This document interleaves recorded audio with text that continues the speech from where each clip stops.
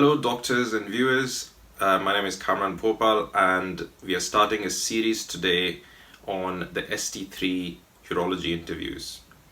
I'm very glad to say that I acquired an ST3 in Urology recently, and henceforth it was a good idea for me to record this and let you guys also benefit from what I learned during the interview process. Starting with some basics, your ST3 Urology interview in the UK consists of 4 stations.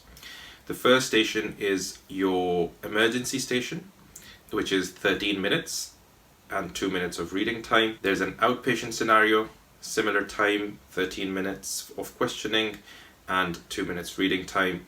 Then you've got a clinical skills station, and you also have a communication station. So emergency, outpatient, clinical skills and communication, there are 4 stations, and each of the station has equal marks. It is very important to understand how the interview works, and it's not just about knowledge, it is also how you present yourself and how you present the history.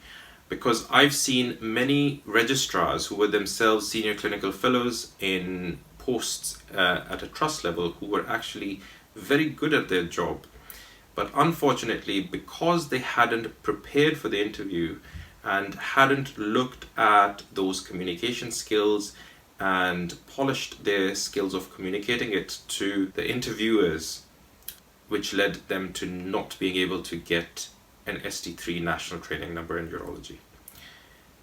So we're going to focus on that. We have to make sure that we are precise.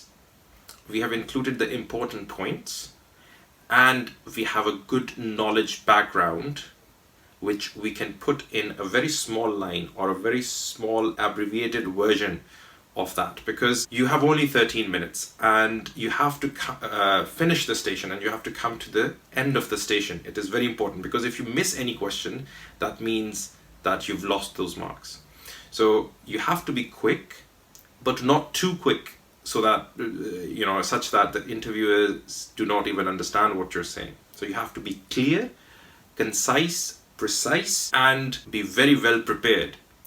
And you should have a good background knowledge. And if you don't know something, don't say it wrong, because it just puts a very bad and a negative impression on the person who's taking the interview. And it is good to have that background knowledge, so whatever answer you give is good. And the competition, obviously, in all urology training posts or all surgical posts is quite fierce.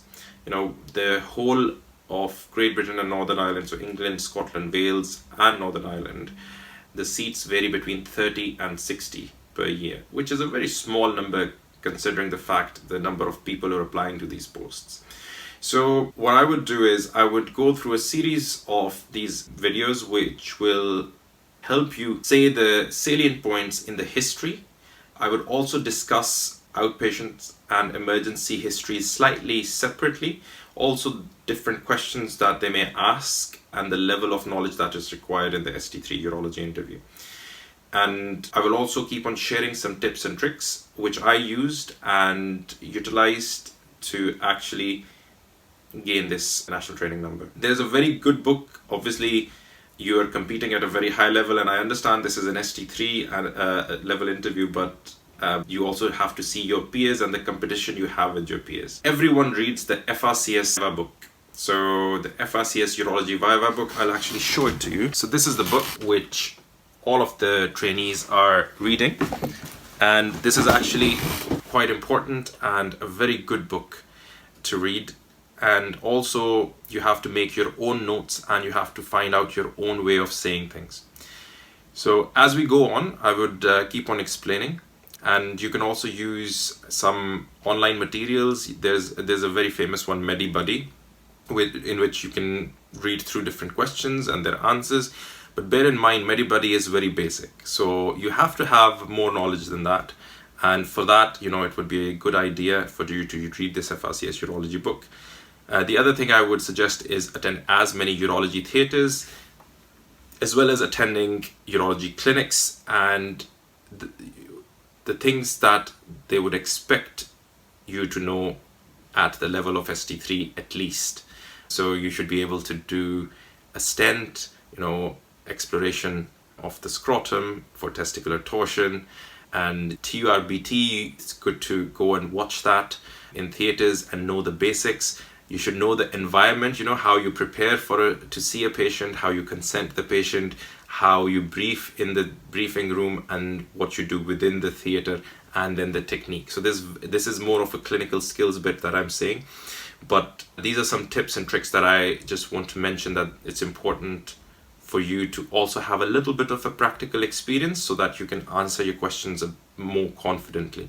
And the other thing is practice. So find a study partner, sit down and practice with your study partner. Absolutely very, very important.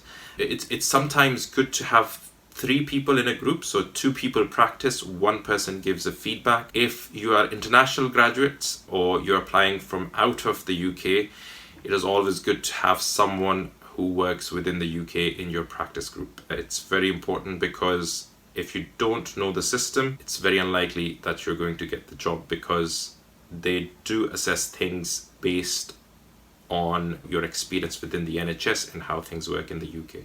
So it would be good to have a study partner who actually works in the UK if you're from abroad. So it should be a bit of a mixture. So I would recommend, for example, 1 male and 2 females, or 2 males and 1 female, because sometimes you're going to have examiners sitting in front of you who have got different ways of speaking. It's good to have a bit of a variety. I felt like one of my study partners, Nadia, who's actually a very good friend of mine, her communication skills are excellent. So I actually learned a lot in terms of communication skills from her. And she used to say that my knowledge bit was good, but then she would help me how I would speak in the interview, or how I should phrase it, for example. So everyone has their own capabilities. Have a mixture of people, from different backgrounds. It doesn't, we don't have to go into too much detail on that. You have to be well prepared, and, whatever you get, but you need to have a study partner, and, you should be on the same level practice, and that's how you will get the seat. All right. There is a self-assessment and a section where, you have to have a certain amount of things to be shortlisted. I'm not going to go into that because it's quite straightforward. You can go on the website, see what you need to gain the maximum marks. And once you're shortlisted, these videos are for people who've already been shortlisted for the interview and are going for the interview. I wish you all the best, and I hope that you learn and benefit from these videos. All the best. Find a good study partner. Sit down, study well. You need approximately 1 month of real hardcore study to gain a national training number. All the best, take care, and goodbye.